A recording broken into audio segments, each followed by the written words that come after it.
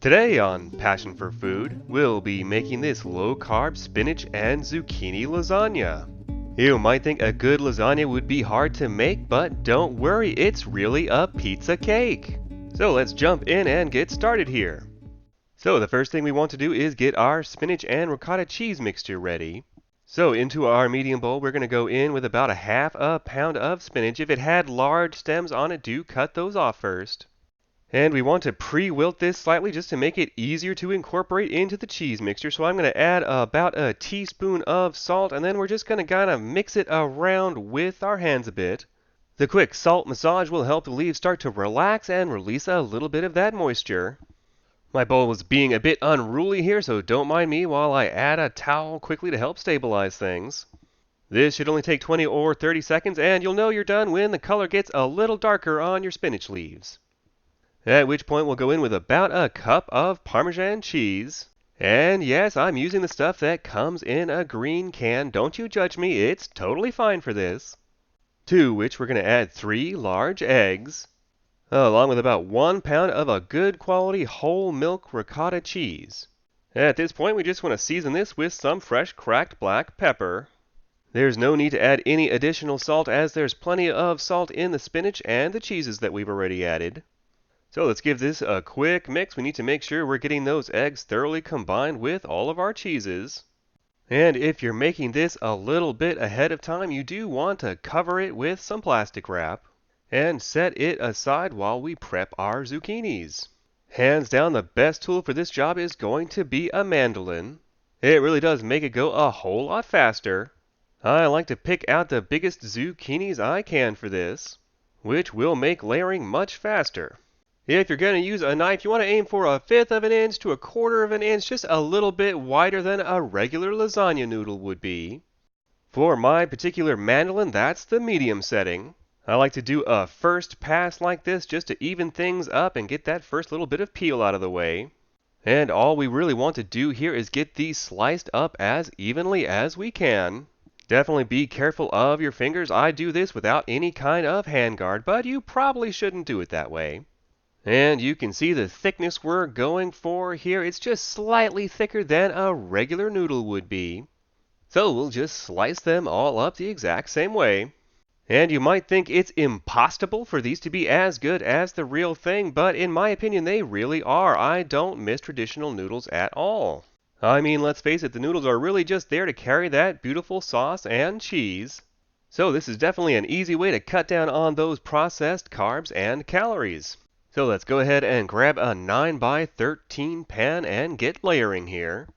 As for the actual meat sauce, I'm going to be using my classic spaghetti sauce, link in the top right here.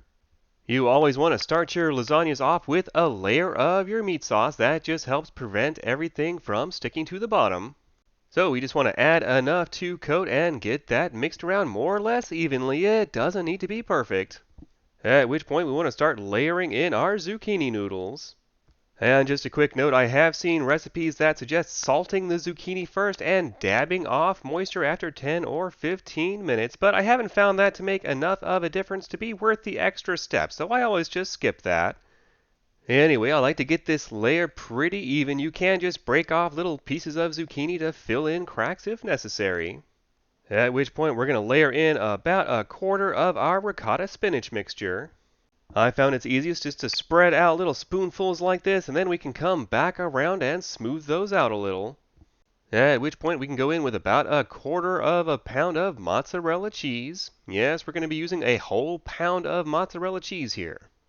And we're just going to top that with some more of our meat sauce.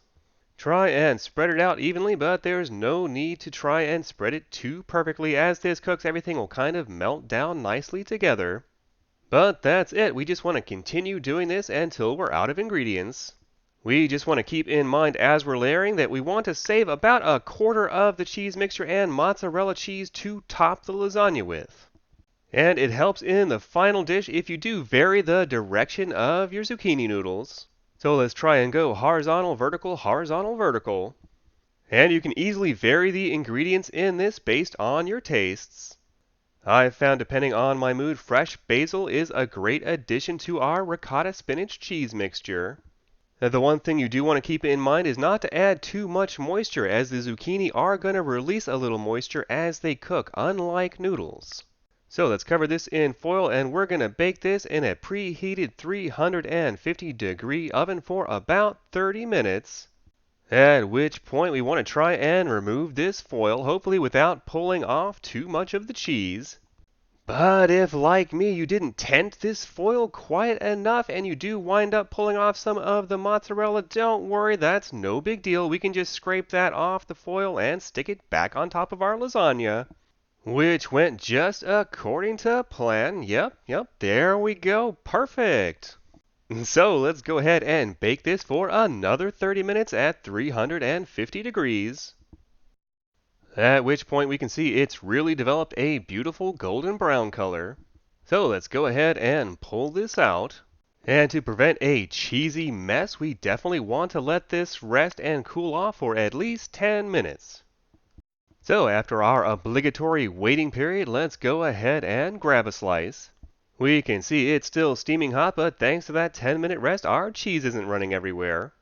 One of the secrets is taking that foil off halfway through. That way we get this beautiful golden brown cheese on top.